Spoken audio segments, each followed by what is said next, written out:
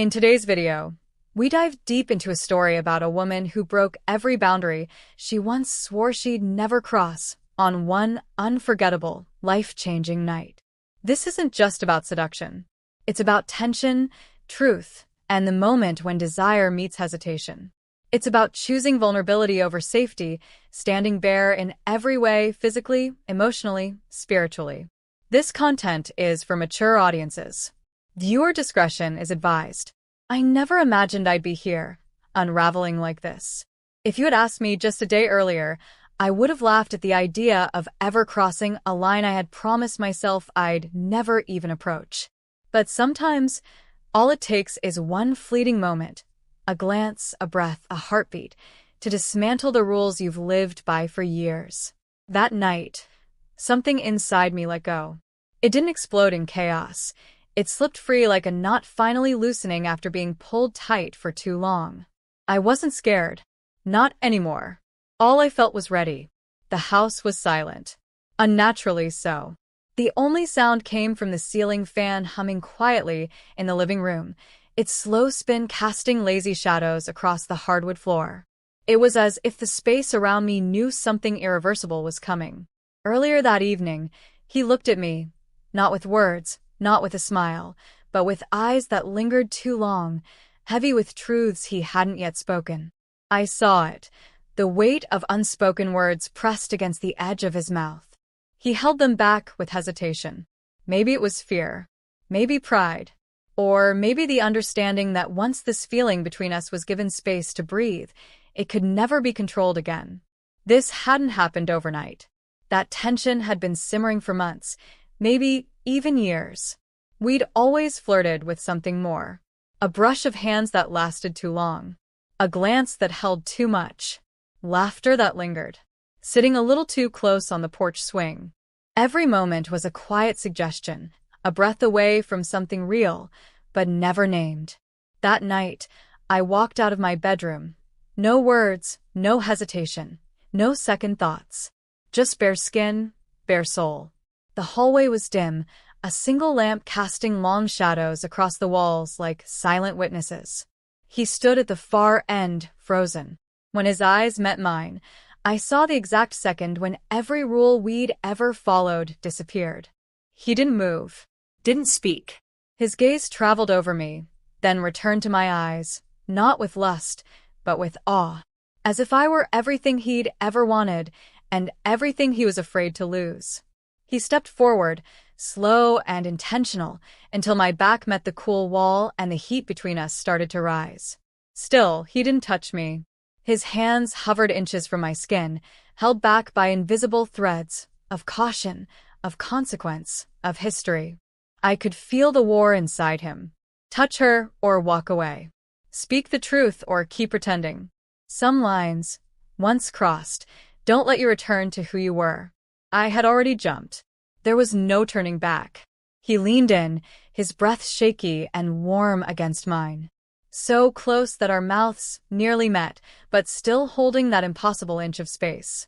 Just when I thought I knew what would come next, he whispered something. Something I didn't expect. Something that shattered the silence, more than any touch could. But I'll stop there. What do you think he said? Would you have made the same choice I did? Let me know in the comments.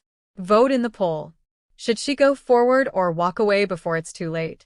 Because what happened next changed everything. My name is Elise. I'm 38. I live in a quiet coastal town in Maine called Camden. I moved here 5 years ago after a painful divorce that left me feeling empty. I rent a small house with a wraparound porch, surrounded by salt air and pine trees. My life is simple. I work as a freelance editor. I take walks by the harbor. I go to a book club now and then with people I like but don't feel deeply connected to. Then there's Caleb. He's 32. A carpenter. Lives 2 houses down. We met when he came to fix my porch railing 3 years ago. His hands were rough and steady. His smile was soft but cautious. Since then, we've shared something quiet. Late-night coffee talks on my porch. Walks to the store. Texts filled with nothing and everything. We were never just friends, but we were never anything more. Always on the edge. Almost lovers. almost honest, always holding back. That night, I stopped holding my breath.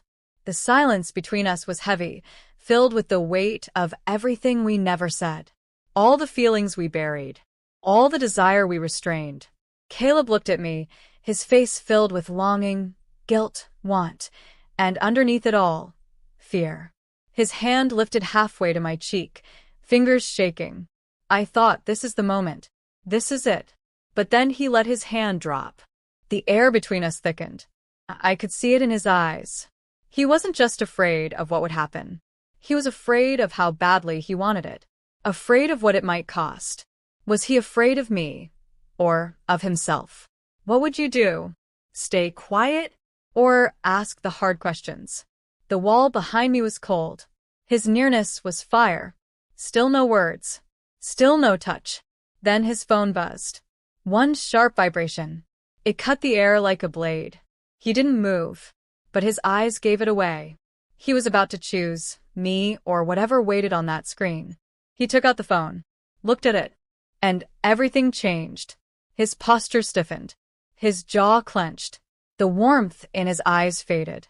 I didn't want you to find out like this, he said softly. Find out what? My heart pounded. Not with excitement, but fear. This wasn't about timing anymore. It was about secrets, the kind that rot when left unspoken. He looked at me like he wanted to touch me but didn't, because to do that now meant telling the truth. That call, it was her. She's back. Her. The woman who broke him. He never told me much about her. Just bits and pieces. Like saying her name might bring her back to life. Now she was here. And just like that, I wasn't the only one exposed in that hallway. Caleb was too. He was haunted by something he hadn't let go. I found my voice. So what now? Do you run back to what broke you, or stay and see what this really is? He didn't answer. Not right away. The silence stretched. Then he stepped closer. His hand reached my face. Solid. Real. I don't want the past, he said. I want you. It should have felt like a fairy tale. It didn't, because his phone buzzed again. He looked. His face went pale. It's her, he whispered. She's downstairs. I braced for the end. I thought he'd run, that he'd chase her, leave me here, completely exposed. But he didn't. He turned off his phone, set it down, looked at me. No fear this time, he said. Only honesty. I don't owe the past anything, but I owe you the truth. He stepped forward, touched his forehead to mine. No rush. No fireworks. Just breath. Presence. Truth. In that moment, I knew this wasn't the end of our story. It was the beginning. In the days that followed, Caleb opened up. Her name was Lydia, his ex-fiancée. She had left him 4 years ago without warning, chasing a life she thought she needed more. Now she was back in Camden, saying she had changed, wanting to reconnect. Caleb told me he had been ignoring her calls. He didn't know what to say. He wasn't sure if he could trust himself not to fall into the same old patterns. But that night with me, he made a decision. Not just to stay, but to let go. We didn't jump into something passionate and wild. That's not the kind of story this is. Instead, we began something slower, more intentional. Evenings on my porch, talking, sharing old wounds. He told me how Lydia's leaving made him question if he was ever enough. I told him how my divorce left me wondering if I'd ever be loved for who I really was. We didn't fix each other. We listened. We saw each other in a way we hadn't before. One night, under the stars, with a bottle of wine between us, Caleb reached for my hand. No big moment. Just his fingers gently threading through mine. I'm not promising perfection, he said, but I'm here, and I'm choosing this, us. I held his hand and nodded, my heart steady for the first time in years. That's enough, I said. There wasn't a soundtrack. No perfect ending. Just two people choosing honesty over fear. Presence over ghosts. Maybe that's what love really is. Not lightning bolts, but quiet, terrifying choices. Like turning off your phone when the past calls. Or stepping forward when it would be easier to run. What about you? Would you trust Caleb after everything? Would you risk it, knowing the past might still come knocking? And what do you think happens next? Do they make it, or does Lydia pull them apart? Sometimes, the most powerful thing isn't what happens behind closed doors. It's what happens when you open them, to someone who truly sees you,